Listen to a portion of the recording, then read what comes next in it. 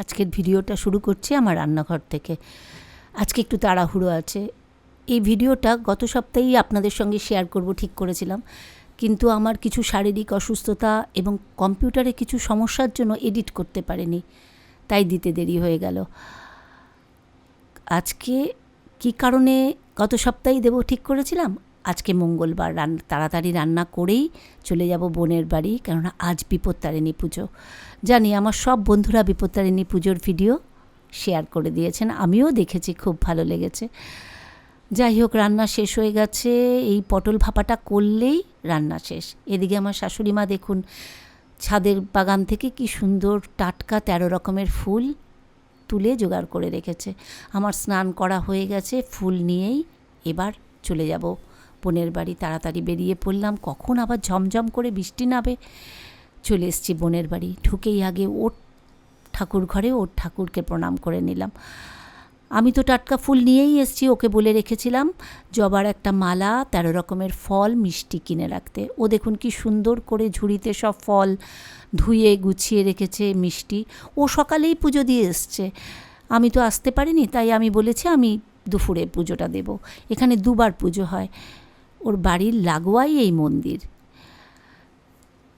ও ready হচ্ছে, হলেই বেরিয়ে পড়বো দুজনে। চলে এসেছি মা কল্যাণেশ্বরী মন্দিরে, একদম ওর বাড়ি থেকে নামলেই সামনে। আমি প্রতি বছর এখানেই পুজো দেই। চলুন ভিতরে যাই।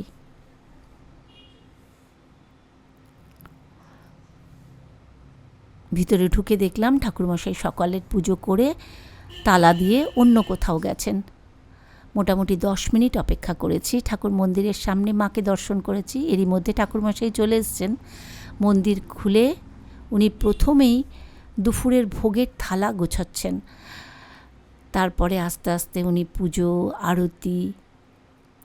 এরই মধ্যে আমারই মতো বেশ অনেক ভক্তের সমাগম হয়ে গেছে। সবাই তাদের ডালি নিয়ে ঠাকুরমশাইয়ের সামনে রাখছেন মাকে নিবেদন করার জন্য। এই যে আমি যে মালাটা এনেছিলাম সেটা ঠাকুরমশাই পরিয়ে দিলেন, এত ভালো লাগলো।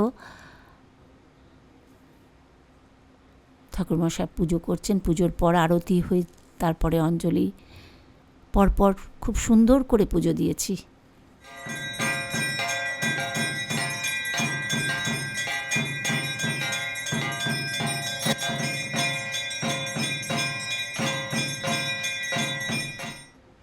পুজোর ভোগ নিবেদন করে ঠাকুরমশাই ঠাকুর ঘরের পর্দাটা যখন টেনে দিয়েছেন, এরই ফাঁকে চলুন আপনাদেরকে এই মন্দিরের মধ্যে ছোট ছোট নানা দেবদেবীর মন্দির আছে, সেগুলো একবার দেখিয়ে দিই। লোকনাথের বাবার মন্দির, রাধা গোবিন্দ আছে, হনুমানজি আছে।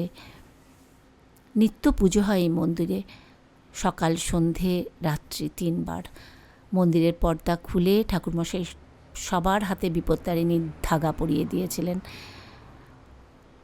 তারপরে পুজো দিয়ে চলে এসেছি বোনের বাড়ি। এদিকে বোন খুব যত্ন করে উপোস ভঙ্গের জন্য সাবুদানার খিচুড়ি, 5 রকমের ভাজা। আজকের রাতটা এখানেই থাকবো, তাহলে আসি, আবার দেখা হবে আরেকটি নতুন দিনে নতুন ভিডিওর সঙ্গে।